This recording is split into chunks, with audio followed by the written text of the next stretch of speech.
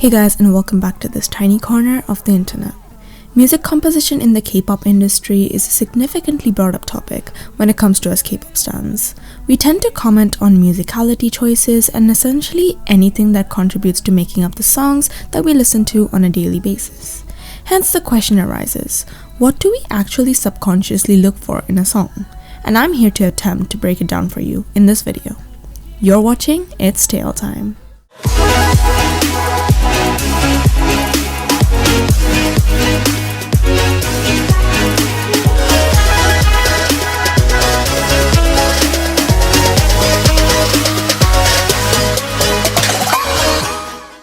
Let's start with the first part of the song, the intro. I don't know about you all, but the intro, whether it's a spoken line or the initial instrumental part of a song, is essential for me personally to first formulate an opinion on whether I like it or not. A song that starts well usually drags on that listenability throughout the song. I didn't put a disclaimer on the video because I thought it would be pretty obvious that my opinions would be subjective, because at the end of the day, I'm only trying to put my 2 cents in. That being said, let's look at an example. I present Sticker by NCT 127. I only chose this song because of how it's objectively disliked by many thanks to its hyper-experimental nature.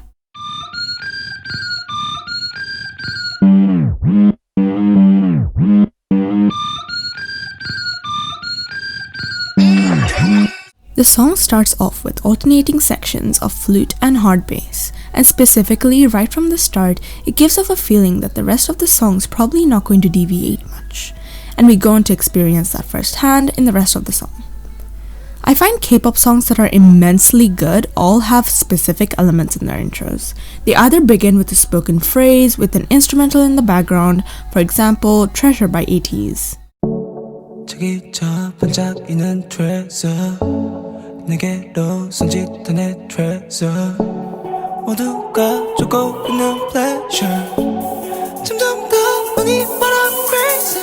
Pulsing beats of a staccato instrumental section with either a melodic rap or just often ad-libs, for example, Call Me Baby by EXO. 이거리 완전 난리야 사람들 사이는 남이야 함께하는 매 순간이 like boom boom boom boom boom. Or something that I call a snowballing intro, where the introduction of the song is introduced slowly as it helps ease the listener into the song. An example of this is Love Me Now by NCT 127,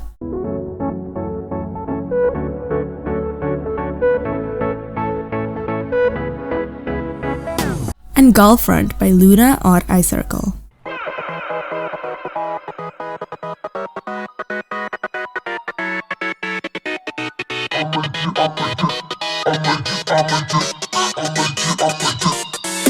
Obviously, an intro cannot be a major deciding factor in whether a song is good or not, because some songs don't have intros and heavily depend on the rest of the song to hold the foundation. But seeing as how it is the first impression of sound on the listeners, it definitely contributes to the initial listening experience. Moving on to the verses. If you were a K-pop composer or producer, what would you look to instill in a K-pop song's verse? Verses in K-pop songs usually don't differ from song to song at all. They use similar patterns and is vital in differentiating a K-pop song from a pop song.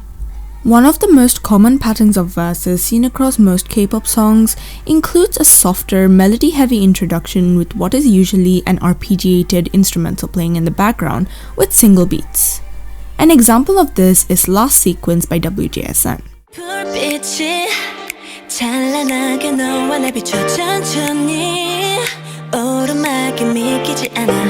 Then again, this changes along with the genre of the song. Furthermore, it gets messy when the genres are mixed up in this way. Like, take Cyberpunk by ATEEZ as an example.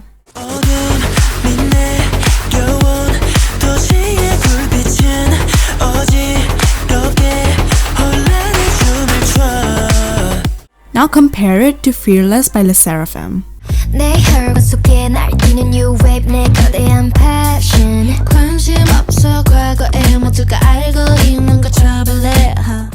See what I mean? And then comes the point about the verse to pre-chorus transition. I'm sure I'm not the only one who finds it annoying when it suddenly switches from a rap-heavy verse to an extremely vocal pre-chorus without a seamless transition, right? Here's a good and bad example of what I'm talking about. 또 한번 세상을 흔들어 볼게. Watch me. 24/7 아직 부족해. 들리니? I'm not playing 빛나겠지 네 맘껏 blow up. 이 순간 놀라겠지 아마 또 난 계속된 놓칠 수 없는 surprise. Having a rap verse as the second verse, right after the first chorus, is also a very common attribute of K-pop songs. Needless to say, sometimes it's 100% unnecessary, but it's implemented into the song either way because of there being a need to justify the fact that the group has a main or lead rapper. EXI's raps in almost every WJSN song contributes to solidifying my point. It puts an unnecessary break to the flow of the song, especially if the song doesn't need one, which stands true in the case of WJSN's sparkly synthy pop tracks. Another thing that can add flair to a song is if the verses of the song differ from each other in the slightest, in a way that could sound like the song is progressively evolving. This is a case in Beautiful Monster by STAYC, Anyway, yeah, 네가 필요해. Yeah. 단 한 번만이라도 please be a man. Yeah, 머릿속 하얘지려 해. Yeah. and Oh by Very Very. I woke up in the rain. 차가운 빗방울이 여린 맘을 적셔. 속도를 올려, I'm running to you. 넌 나를 속여, but I see through you. And is definitely a noticeable feature of a good K-pop song in my opinion. Pre-choruses, in my opinion, are one of the two most gripping and significant parts of a song. I'm sure I speak for all K-pop stans when I say that hearing the vocal parts of a tensive pre-chorus is like a sigh of relief. The main role that pre-choruses play, and the sole reason they're called pre-choruses, is to build up an almost imaginary staircase that you eventually fall off of. You have no clue where you'll land, or just if you'll land, just building up to nothingness. That's essentially the aim of a pre-chorus. Pre-choruses are usually vocal heavy and are generally preferred that way, especially if the rest of the song is more hip-hop focused or rap heavy.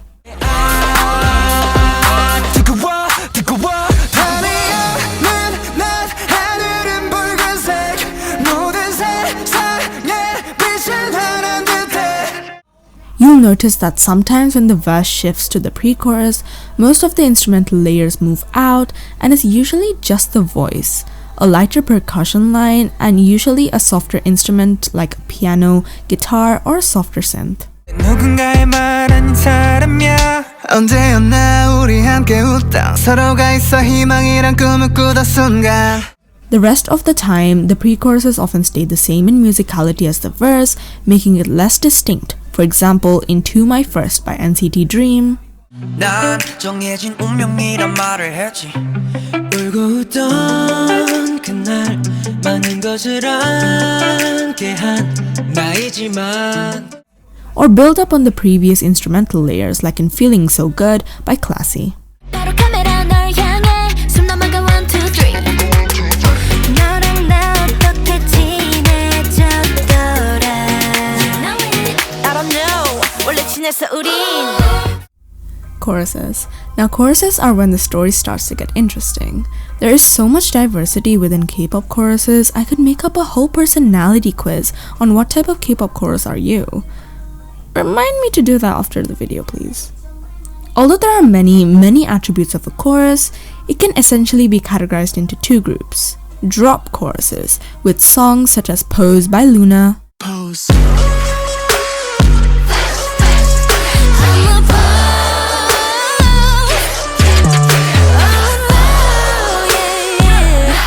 and anti-drop choruses, with songs such as Do Do Do by Tan, 눈을 가린 듯이 take it slow, so slow. 새로운 세상에 입을 맞추고. and Glitch by Eunbi. Come and go like a glitch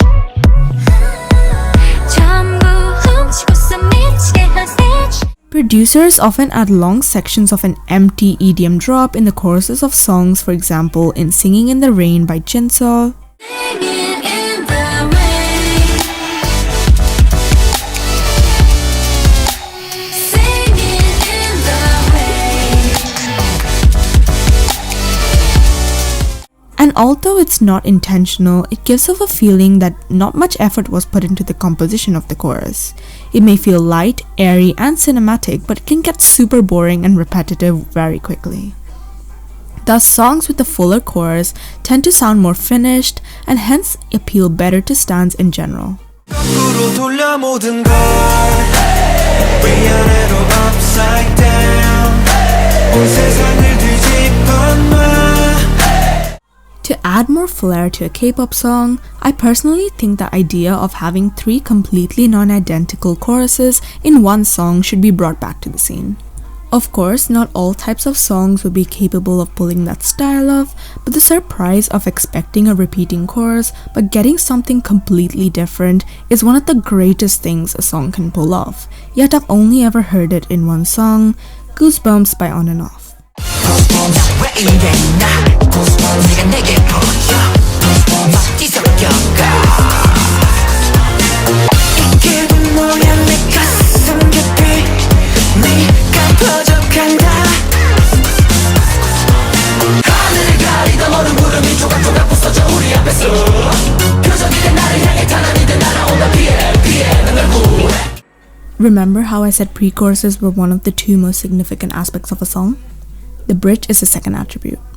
A bridge in a K-pop song plays a similar role to that of a pre-chorus, a feeling close to a pit drop on a roller coaster as it makes a curve and rises again for the last chorus. The isolation of the vocal parts is more apparent in this section of the song, as the bridge of the song tends to either highlight the percussion and converge the vocal layering, like in Wanna Know by Iris, So what you wanna know? What you wanna know? What you wanna know? What you wanna know? 난 기회를 줬어 넌 수없이 또 넌 하루 종일 뱉어봐 거짓말 내 인내심은 바닥났어. or Diverge, the vocal layering adding tracks of harmonies and ad-libs for a more atmospheric feel while keeping the instrumental to a minimal, like in Illusion by aespa. 겁내지 말고 이리 와. Yummy, yummy, yummy, you tell me, tell me, tell me. All I know is that it's not a jacket kind of taste. Adding a diluted repetition of the chorus and removing the main instrumental right at the end of the bridge can also successfully transition between the bridge and a potentially cathartic last chorus. Such can be seen in Beautiful Monster by Stacey. Yes, I know, yeah, 넌 beautiful monster. 넌 날 아프게 하고 또 치료해. Yes, I know, yeah. There isn't a set standard for the structure or musicality of a K-pop song, but even so, there are elements that I could pick out from K-pop songs that I'd absolutely normalize. One that goes without saying is an instrumental post-chorus or outro. A lot of songs do have this, like Cruel by Twice,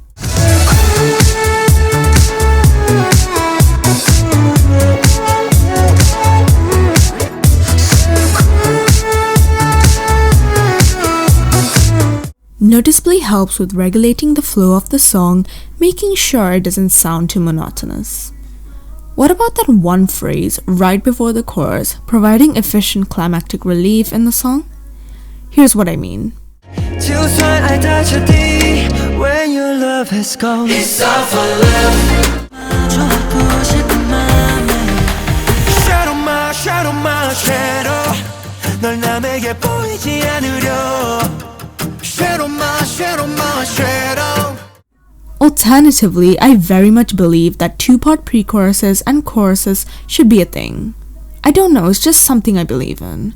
For example, if Cold as Hell by Taeyeon had a longer chorus, Yeah, it's getting cold as hell, cold as hell. Yeah, it's getting would it not have been B-side of the year? I'll leave that as a lingering thought. Anyways, that's the end to this video essay that I was actually super excited to script. I had a lot of fun writing and editing this, and I hope I made valid points that could potentially begin discussions. Let me know what you guys think in the comments. I hope you guys enjoyed the video. This is Aloka signing off for the week. See you guys soon.